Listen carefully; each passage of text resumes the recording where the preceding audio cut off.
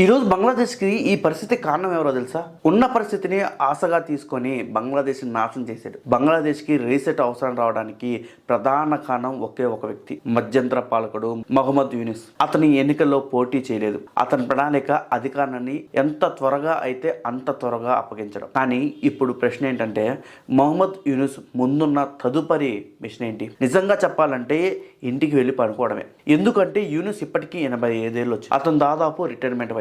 ఆయన తీసుకొచ్చి బంగ్లాదేశ్ పాలకుడుగా పెట్టారు. అతనికి వాషింగ్టన్ థింక్ ట్యాంక్స్ ఎన్జిఓతో చాలా సన్నిహిత సంబంధాలు ఉన్నాయి. అతని చెత్త పాలనను సమర్థించిన వాళ్ళు ఖచ్చితంగా అతన్ని ఇంకో పాత్రలో పెడదాం అనుకుంటారు. పైగా అతనికి నోబెల్ బహుమతి కూడా ఉంది కదా. కానీ బంగ్లాదేశ్ చరిత్రలో మహమ్మద్ యూనిస్ ఎలా గుర్తుండిపోతాడంటే, ఒక వాక్యంలో చెప్పాలంటే బంగ్లాదేశ్ కి ఒక సైతాన్ లాంటాడు అనమాట. యూనిస్ ని తీసుకొచ్చిన ఉద్దేశం స్పష్టంగా ఒకటేనండి. దేశంలో అశాంతిని ఆపాలి, శాంతి భద్రతను పునరుద్ధరించాలి, త్వరగా ఎన్నికలు జరపాలి, తర్వాత వెళ్ళిపోవాలి. ఇది యూనిస్ ఒకటే కాదు, ప్రతి ఒక్క మధ్యంతర పాలకుడు బాధ్యత ఇది. కానీ యూనిస్ మాత్రం వ్యవస్థను మార్చాలనుకున్నాడు, తన గ్రిప్లో పెట్టుకోవాలనుకున్నాడు. బంగ్లాదేశ్ మొత్తం తన చేతుల్లో నడవాలనుకున్నాడు, తన మాటతో నడవాలనుకున్నాడు. బంగ్లాదేశ్ ఆర్థిక వ్యవస్థ పూర్తిగా పడిపోయిందని చెప్పాడు, తన చేతుల్లోకి తీసుకున్నాడు. దాన్ని తానే సరిచేయాలని నిర్ణయించుకున్నారు. కానీ అది అతని పని కాదు. సవరణలు చేయాల్సింది ప్రజలు ఎన్నుకున్న ప్రతినిధులు, యూనిస్ కాదు. అతని చుట్టూ ఉందంతా తీవ్రవాదులు. ఇప్పుడు అతని గురించి వివరించాలంటే 3 విషయాల్లో చూడొచ్చు. మొదటిది, ఇస్లామిస్టులను విడుదల చేసిన వ్యక్తి.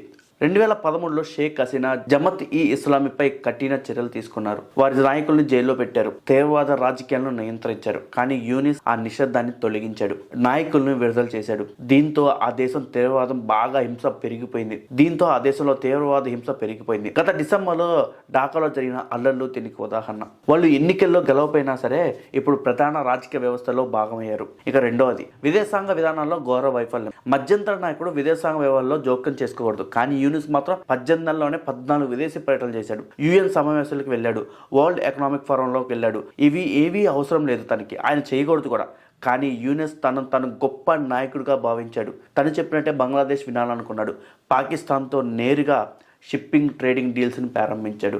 అందుకనే రీసెంట్గా T20 వరల్డ్ కప్లో పాకిస్తాన్ బాగా సపోర్ట్ చేసింది బంగ్లాదేశ్కి. డైరెక్ట్ ఫ్లైట్స్ని మొదలుపెట్టారు. డబ్బులు లేకపోయినా డైరెక్ట్ ఫ్లైట్స్ వల్ల చాలా నష్టం వస్తుంది ఏవియేషన్కి.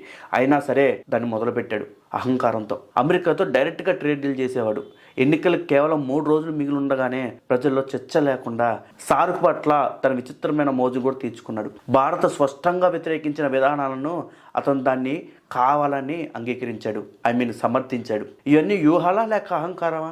చివరికి ఒక గుర్తింపు కోసం తన వస్తే ప్రత్యేకంగా ఉంటానని చెప్పడానికి. ఏదైనా సరే ఫలితం ఏంటి? నెగిటివే కదా. మూడోది, విఫలమైన సంస్కరణల ప్రణాళిక. యూనిస్ బృందం 80 సంస్కరణలు తయారు చేసింది. అందులో 2వ పార్లమెంట్, ప్రధాని పదవీ కాలం పరిమితి, న్యాయ వ్యవస్థ బలోపేతం, ఎన్నికల నిబంధనలు సవరణ చేయడం, ఇవన్నీ ఒక్కసారిగా ప్రజల్లోకి తీసుకొచ్చారు. ఇవన్నీ ఓటింగ్ పద్ధతిలో తీసుకొస్తే ఎన్ని సంస్కరణలు ఎలా ఒప్పుకోవాలి తెలుసా? 1 కావాలి, 2 వద్దు.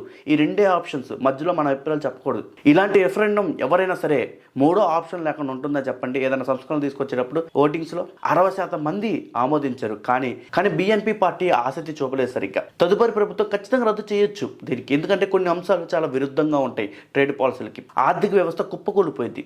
కానీ యూనిస్ వచ్చిన తర్వాత ఆర్థిక వ్యవస్థ ఎలా కుప్పకూలిందో తెలుసా? మిత్ర దేశాలు చాలా దూరం అయ్యారు. తీవ్రవాదాన్ని బాగా ప్రోత్సహించాడు, సంస్కరణను ఆపేశాడు, బంగ్లాదేశ్ను మట్టి కడిపించాడు, ముందు కంటే చెడుగా మార్చాడు యూనిస్. రీసెంట్ ఎలక్షన్స్ లో ఏ పార్టీ గెలిచిందో మీ అందరికీ తెలుసు. సో ఇప్పుడైనా సరే బంగ్లాదేశ్ మారిద్దామని నేను అనుకుంటున్నాను. ఎందుకంటే గొడవలు చేసిన వాళ్ళు చాలా మంది బంగ్లాదేశ్ పీపుల్ అంటే సాధారణంగా బతికే పీపుల్ కాదండి. వాళ్ళందరూ కావాలని హింసను రెచ్చగొట్టే ఒక విద్యార్థి, ఇది గ్రూప్ ఆఫ్ పీపుల్స్. వాళ్ళు ఈ తీవ్రవాదాన్ని ప్రోత్సహించే గ్రూప్ ఆఫ్ పీపుల్స్, వాళ్ళు మాత్రం రెచ్చిపోయారు. యూనిస్ చేసే తప్పులన్నీ తర్వాత వచ్చే ప్రభుత్వం బయట పెట్టిద్ది అనుకోండి, అది ఆల్మోస్ట్ బయట పెట్టాల్సిందే. ఎందుకంటే చాలా అంటే చాలా తప్పులు చేశాడు యూనిస్. సో దీనిపైన మీ అభిప్రాయాన్ని కామెంట్ బాక్స్లో కామెంట్ చేయండి.